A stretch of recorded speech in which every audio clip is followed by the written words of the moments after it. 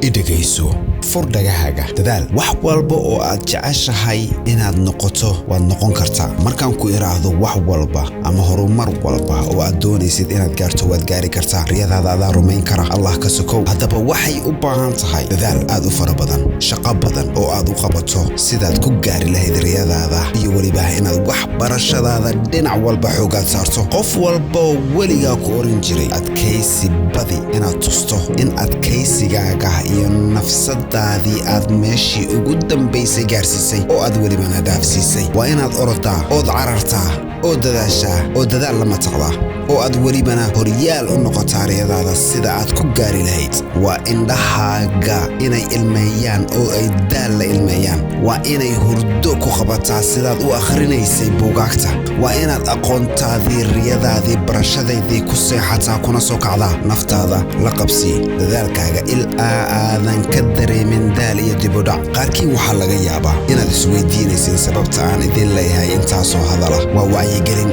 Malcolm X ayaa wuxuu yiri mustaqbalka waxa iska leh kuwa maanta diyaariyay hadaba hadaadan maanta adoo dhalinyaro ah oo xoog leh oo quwad leh oo maskax furan aadan dadaalin oo aad ku dhibtooto waxbarashadii iyo dhisidii mustaqbalkaaga la soco inuu bari caalamka iyo facaagaba ka hormari doono oo aad ahaan doonto sabool ku nool dalaalnimo tuugsi ama shaqaale u shaqeeyay kuwii aad shalay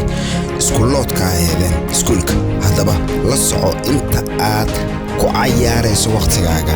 maanta ama aad ku jirto cayaar ama deel ama aad ku mashquulsan tahay TikTok iyo Facebook iyo waxyaalo kale qof faca ah ayaa hadda isla saacadan ama isla daqiiqadan ama sekankan aad daawanayso videogan wacyigelinta ah wuxuu ku mashquulsan yahay siduu nafsadiisa u horumarin lahaa wax walba oo aan kuu soo sheegay oo riixaya naftooda oo ku soo jeeda wax akhris ama dhisanaya ganacsi yar si uu bari ugu noolaado nolol wanaagsan oo raaxo leh waxa laga yaabaa in hadda uu jiro qof kuu dhow saaxiibka ah ama walaalka ah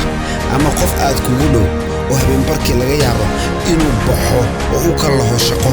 casarkiina wax baranaya maalmaha fasaxna shaqaynaya shakhsigaas oo saas u dadaalaya jidka kaliya ee u furan bari waa horumar Martin Luther King ayaa wuxuu yiri haddaadan duuli karin orod haddaadan ordi karin soco haddaadan socon karin guurguuro si kasta ay ahaataba waa inaad hore u socotaa